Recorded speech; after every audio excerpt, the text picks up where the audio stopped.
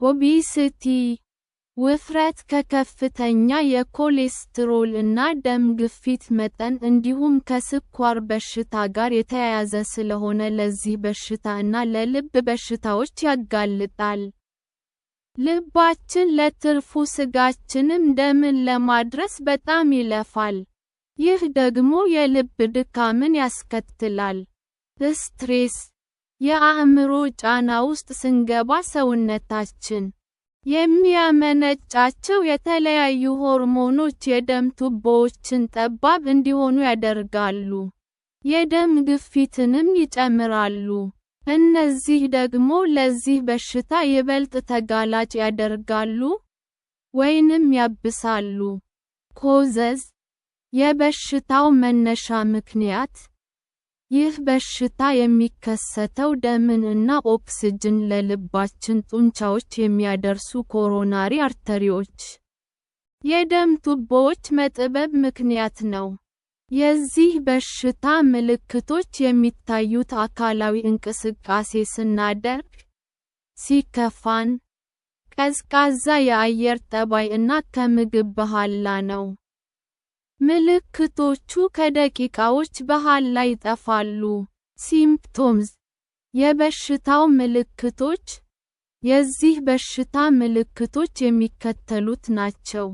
የደረት ህመም ወይንም አለመመቸት፣ እጃችን፣ አንገታችን፣ መንጋጋችን፣ ትከሻችን እና ጀርባችን ላይ የህመም ስሜት ይሰማናል። የዚህ በሽታ የደረት ህመም እና አለመመቸት ስሜት ዝርዝር ስሜቶቹ የሚከተሉት ናቸው። ግፊት፣ መጭመቅ፣ የሙሌት ስሜት እና መሃል ደረታችን ላይ የህመም ስሜት ናቸው። አንዳንድ ሰዎች የሆነ ነገር ደረታቸውን እየጨመቃቸው እንደሆነ ይናገራሉ። አንዳንድ ሰዎች ደግሞ የሆነ ከባድ ነገር ደረታቸው ላይ እንደተጫነባቸው አይነት ስሜት ይሰማቸዋል። አንዳንዶች ደግሞ ምግብ አልፈጭ እንዳላቸው አይነት ስሜት ይሰማቸዋል። ዳያግኖሲስ አንድ ቴስት የበሽታው ምርመራ ሐኪሟ ደረታችን ላይ ስለሚሰማን የህመም ስሜት በጥንቃቄ እና በጥልቀት ምርመራ ታደርጋለች።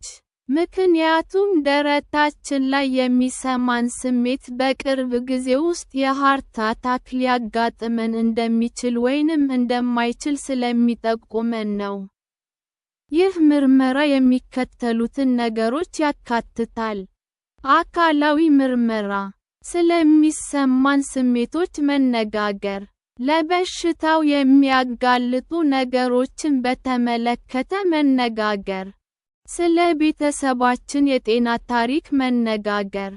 ሐኪሟ ይህ በሽታ አንጃይና ይዞናል ብላ ከጠረጠረች የሚከተሉትን ምርመራዎች ልታዝልን ትችላለች።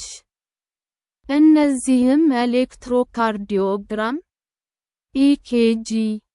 ይህ ምርመራ የልባችንን የኤሌክትሪክ እንቅስቃሴ ይመዘግባል። ልባችን የኦክስጅን እጥረት ሲያጋጥመው ማወቅ ይችላል። ስትሬስ ቴስት። ይህ ምርመራ ማለት አካላዊ እንቅስቃሴ እያደረግን የልባችንን የኤሌክትሪክ እንቅስቃሴ እና የደም ግፊታችንን የሚመዘግብ ምርመራ ነው። ቼስት ኤክስ-ሬይ። ይህ ምርመራ የደረት ኤክስ-ሬይ ምርመራ ሲሆን ደረታችን አካባቢ ያሉ ኦርጋኖችን መዋቅራቸውን ምስል ያነሳል። ኮሮኔሪ አንጂኦግራፊ። ይህ ምርመራ ማለት በኮሮናሪ አርተሪ የደም ቱቦዎች ውስጥ ቀለም በመልቀቅ ከዚያም በኤክስ-ሬይ የልባችንን ምስል ማንሳት። ብላድ ቴስትስ። ይህ ምርመራ በደማችን ውስጥ ያለውን የኮሌስትሮል፣ የፋትስ፣ የስኳር እና ፕሮቲን መጠኖችን ይለካል። ትሪትመንት አንድ ሜዲኬሽንስ። ለበሽታው የሚሰጥ ሕክምና። የዚህ በሽታ ሕክምና ዓላማዎቹ ህመምን መቀነስ፣ ሌሎች የበሽታውን ምልክቶች መቀነስ እና የሃርት አታክ እንዳይከሰት መከላከል ናቸው። መድኃኒቶች፣ የአኗኗር ዘይቤ ለውጦች እና ሌሎች ሕክምናዎች ይህንን በሽታ ለማከም ይጠቅማሉ። ይህንን በሽታ ለማከም መከተል ያሉብን የአኗኗር ዘይቤዎች የሚከተሉት ናቸው። ሲጋራ ማጨስ ማቆም፣ ክብደታችን ከልክ እንዳያልፍ መቆጣጠር፣ በየተወሰኑ ጊዜያት በደማችን ውስጥ ያለውን የኮሌስትሮል መጠን መለካት፣ እረፍት መውሰድ እና ስሎዊንግ ዳውን፣ በአንዴ ብዙ ምግብ አለመመገብ፣ የአእምሮ ጫናን እንዴት መከላከል እንደምንችል መማር እና መለማመድ። ፍራፍሬ፣ አትክልት፣ ጥራጥሬዎችን ከነገለፈታቸው፣ ፋት የሌላቸው፣ በጣም ጥቂት ፋት ያላቸው፣ ሊን ሚት እና አሳ መመገብ።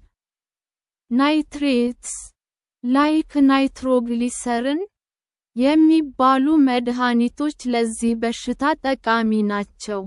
ምክንያቱም እነዚህ መድኃኒቶች የደም ቱቦዎችን ስለሚያሰፉ ይህ በሽታ እንዲቀንስ ያደርጋሉ። ለዚህ በሽታ የሚወሰዱ ሌሎች መድኃኒቶች የሚከተሉት ናቸው።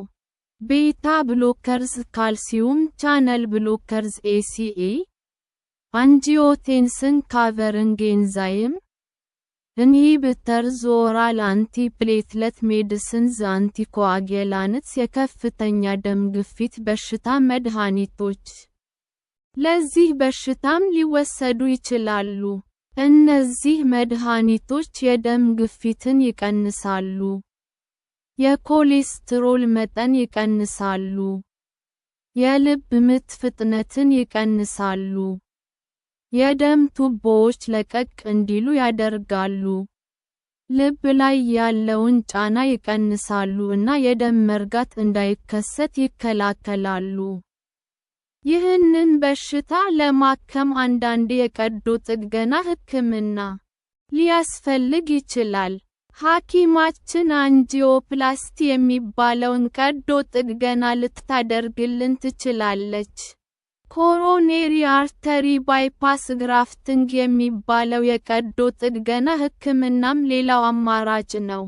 ይህ ሕክምና ማለት የጠበበውን የኮሮናሪ አርተሪ የደም ቱቦ ክፍል በሌላ ጤናማ አርተሪ የደም ቱቦ ወይንም የቬን ደም ቱቦ ማሳለጥ ባይፓስ ነው።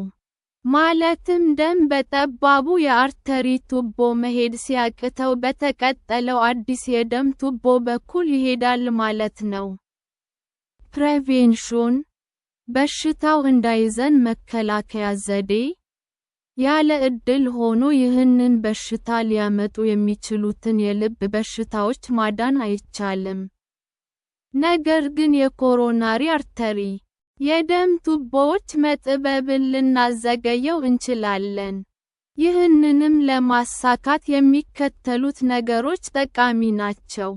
ሲጋራ ማጨስ ማቆም፣ የደም ግፊታችንን መቆጣጠር፣ የኮሌስትሮል መጠናችንን መቀነስ፣ ሁልጊዜም አካላዊ እንቅስቃሴ ማድረግ፣ ጤናማ ክብደት እንዲኖረን ማድረግ፣ የስኳር በሽታ ካለብን በደማችን ውስጥ ያለውን የስኳር መጠን መቆጣጠር፣ ጤናማ እና የተመጣጠኑ ምግቦችን መመገብ፣ አልኮል ብዙ አለመጠጣት።